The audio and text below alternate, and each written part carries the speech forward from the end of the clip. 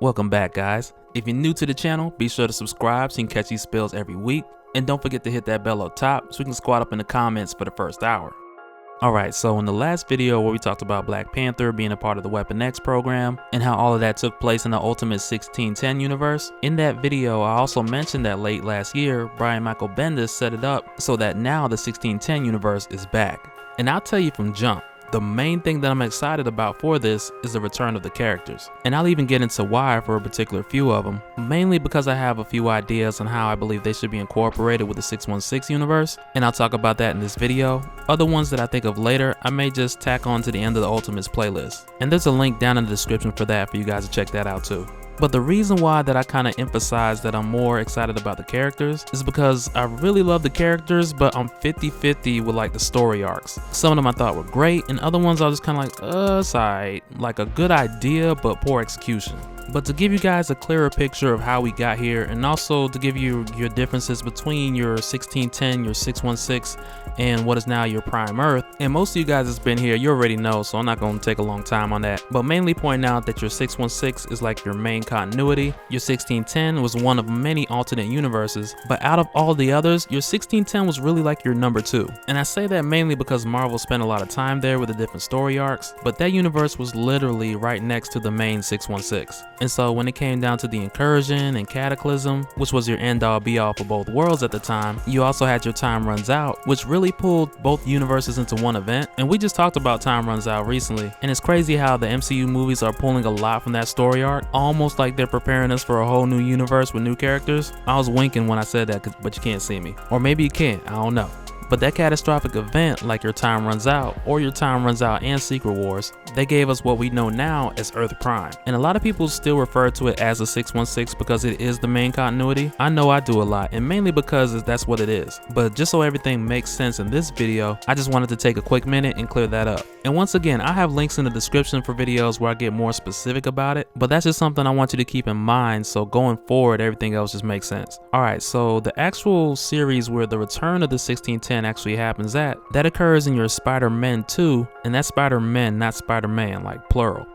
But in a nutshell, within this other series, you have this other Miles who loses his love interest. Kingpin helps him try to get her back, and through that process, Kingpin came across this technology that would allow you to explore other universes, and that was mainly the notion of finding another version of her in an alternate universe. And it differs quite a bit from the first volume of Spider-Man because it's more character driven versus the first one with all the action. But there are a few things to pull away from this series. There's the relationship between Miles Morales and Peter Parker, where they stand as far as being Spider-Man. In Miles' case, if he even wants to be Spider-Man, him dealing with new abilities. But by far, the biggest thing in this event was the return of the Ultimates universe, because that mystery second Miles Morales finds his way to this alternate universe, finds his love interest in that universe, and it turns out that that is the Ultimates universe. And like I mentioned in the previous video, people who we thought were gone for good are back. And that really leaves you to wonder who else that may have died or may have been lost in the Ultimates universe has come back as well. And that's a bit of what I want to get into in this video, because with all these characters returning, or this universe returning in its entirety,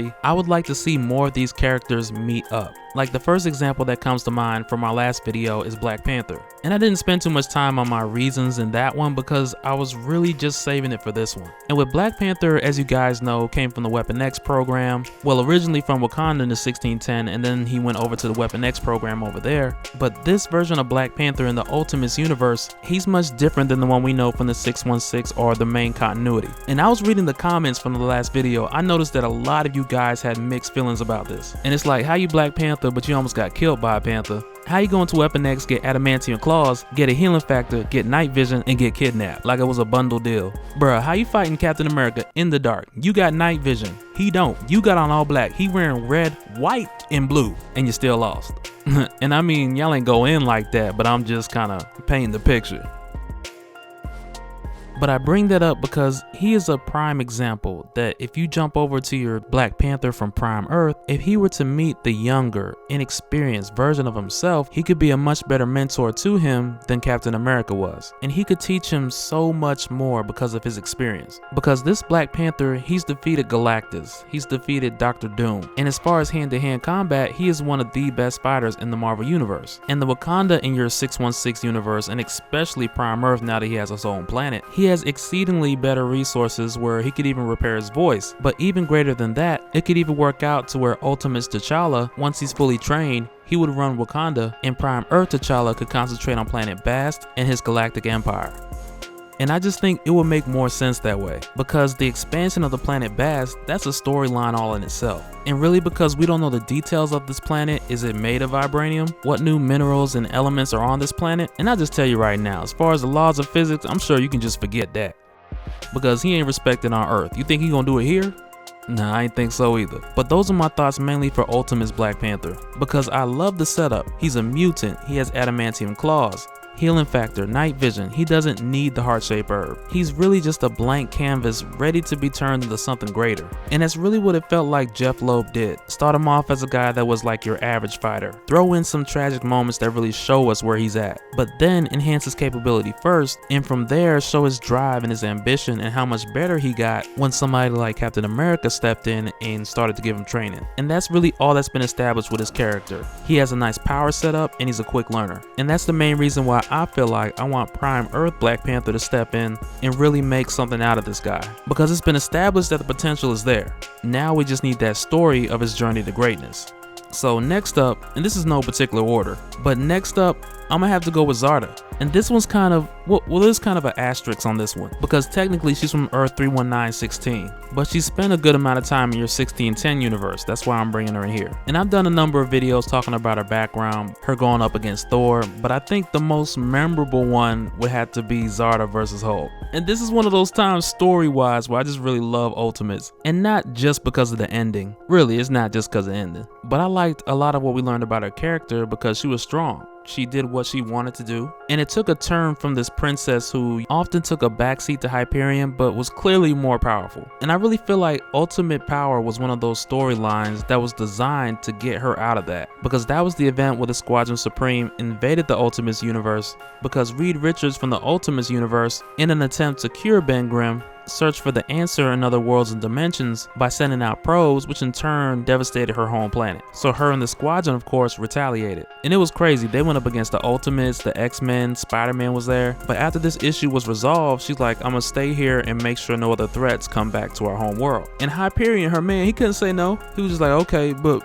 make sure you come back. But we already know why she really stayed. And don't judge her, she grown. I see you over there giving her that side eye. I already know the comment section gonna be crazy. But that just takes me to my main point about Zarda. She's just one of those few female characters who is powerful enough to do what male characters have been doing for decades. And in this case, she was on a journey, because literally she's a goddess and her intentions are good, but many times as a member of the Squadron where they're just supposed to stop the bad guys, she would go all the way. And they'd be like, dang Zarda, we're just supposed to stop the bad guys. And she'd be like, yeah, I stopped them permanently. But with her being in the Ultimates universe, it was a chance to develop her character. And it took her from being this goddess and this warrior, and instead of just taking the easy route and just making her weaker, we really started to see the challenges she was facing. Because if you're so powerful that no one you've ever encountered can really stop you or contest you, you are the most dangerous thing to yourself. And you have to find a way to learn self-constraint. You have to figure that out. And that was her challenge, that was her journey. And she did eventually go back to her home world shortly after Loki's invasion on Earth 1610, and after that she returned again in the Time Runs Out event. But I would like to see the return of her character, not only to know her maturity level at this point, but also to see her go up against some of the heavy hitters in the main continuity like Blue Marvel, or Sentry, or Thanos. Because at this point she's just unstoppable. And we talked about the differences between the strength of the different characters in your Ultimates universe or even your 616. And it's not constant, it's not consistent. And that's really the main reason why, as far as her strength, I want to see that measured with your standard metrics. And that's why I believe with the return of the 1610, it kind of gives you a bridge or a gateway to pick up where her character left off and really show us who she wants to be or who she chooses to be. Alright, so this next one is Sabretooth.